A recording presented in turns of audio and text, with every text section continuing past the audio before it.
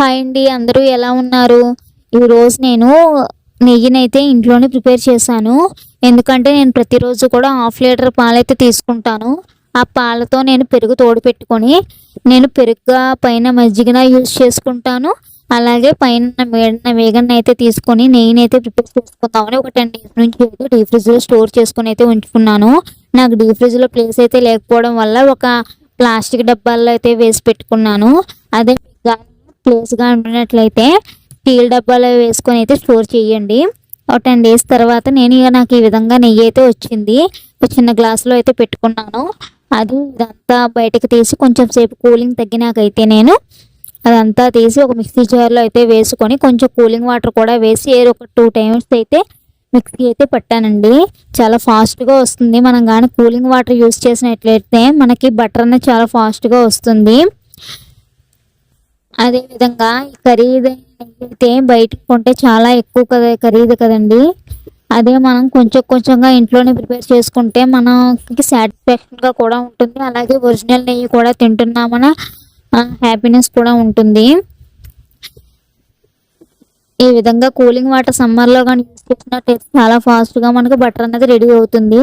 ఆ బటర్ని మనం స్టవ్ మీద పెట్టుకొని కానీ వేడి చేసినట్లయితే మనకి చాలా తొందరగా నెయ్యి అయితే ప్రిపేర్ అవుతుంది. ఎక్కువ టైం కూడా పట్టదండి. మనకి మిక్సీ జార్ ఉంటే సరిపోతుంది. చాలా ఈజీగా తీసుకోవచ్చు. అప్పట్లో అయితే కవ్వంతో చేసేవారు.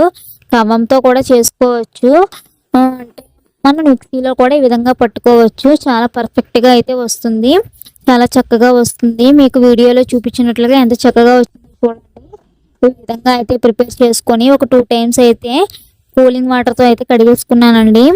ఇది సమ్మర్ కాబట్టి నేను కూలింగ్ వాటర్ యూస్ చేస్తున్నాను. అదే వింటర్ అనుకోండి కొంచెం గోరువెచ్చటి నీళ్ళని అయితే వాడండి. అలా కానీ వాడినట్లయితే మనకి తొందరగా బటర్ అన్నది అయితే వస్తుంది. మనం ఎక్కువసేపు శ్రమ పడకుండానే వస్తుంది అనమాట.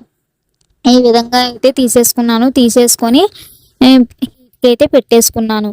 బాగా కడిగేసుకోండి. ఎందుకంటే మనకి మజ్జిగ స్మెల్ అటు ఏమీ లేకుండా ఉండాలి. అప్పుడు ఇది మనకు మజ్జిగ తాగడానికి కూడా మనకు యూజ్ అవుతుంది అనమాట.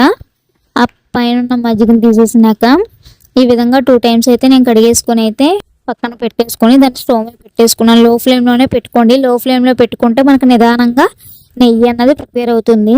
నెయ్యి ఏదో కొంచెం మరుగుతున్నగా తీసేయకూడదు. కొంచెం బాగా మరగాలి. మనకి గోల్డెన్ కలర్ అయితే రావాలి కింద.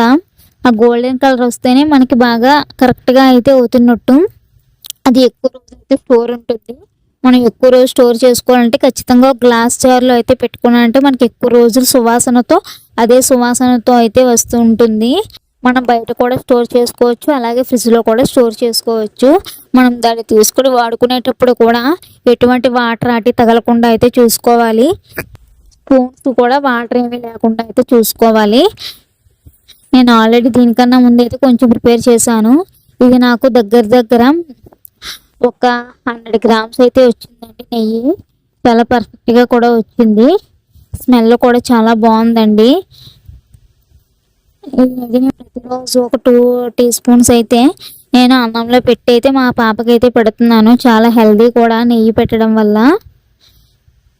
ఎవరికైనా కానీ కేక్ వీడియోస్ కానీ కావాలి అంటే నాకైతే కామెంట్ చేయండి. కొన్ని మంచి టిప్స్ అండ్ ట్రిక్స్తో అయితే చాలా వీడియోస్ ఉన్నాయి నా ఛానల్లో. ప్లీజ్ సబ్స్క్రైబ్ చేసుకొని నాకు కొంచెం సపోర్ట్ చేయండి. లైక్ చేయండి.